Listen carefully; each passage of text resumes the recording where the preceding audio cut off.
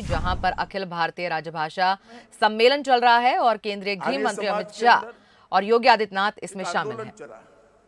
साकार और पश्चिमी शिक्षा के मुद्दे पर एक बहुत बड़ा मतभेद हुआ और उस वक्त शिक्षा का माध्यम क्या हो, शिक्षा की भाषा क्या हो, इस पर पहली बार चर्चा हुई, जिसको अधिकृत चर्चा कह रहे हैं।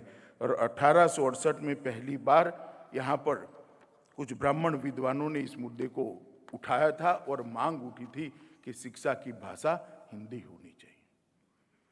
और इस मांग को तत्कालीन लेफ्टिनेंट गवर्नर ने मान भी लिया और नौकरों में जो अभिजात्य तरीके से उर्दू भाषा को प्राथमिकता दी जाती थी, उसको चुनौती मिलकर हिंदी राजभाषा बनने की दिशा में पहला कदम उसी वर्ष रखा गया।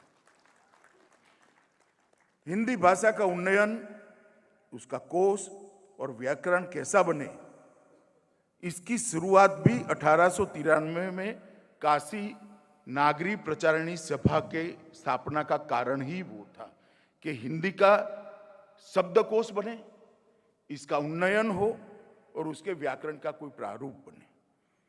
हिंदी का पहला व्याकरण कामता प्रसाद गुरु ने इसी शहर में लिखा और उसको आगे बढ़ाया।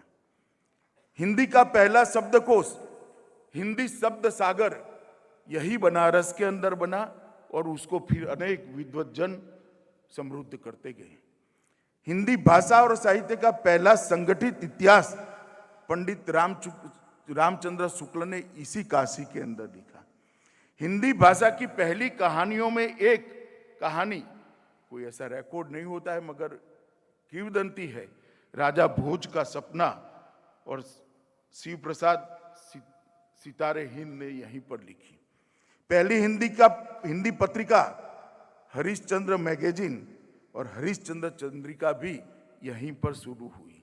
कविताओं की पहली पत्रिका कवि वचन सुधा, महिलाओं की पहली पत्रिका बाल बोधिनी भी यहीं शुरू हुई।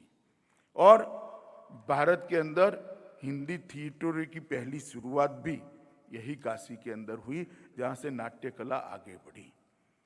मित्रों, भाषा तो बन गई,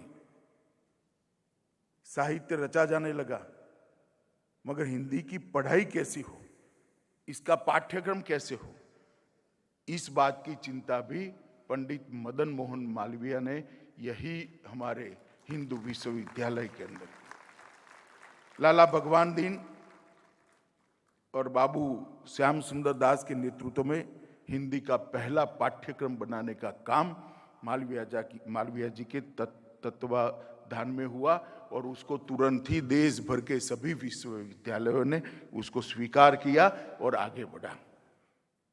और तुलसीदास को कैसे भूल सकते हैं, योगी जी ने इसका बहुत अच्छे तरीके से उल्लेख किया है।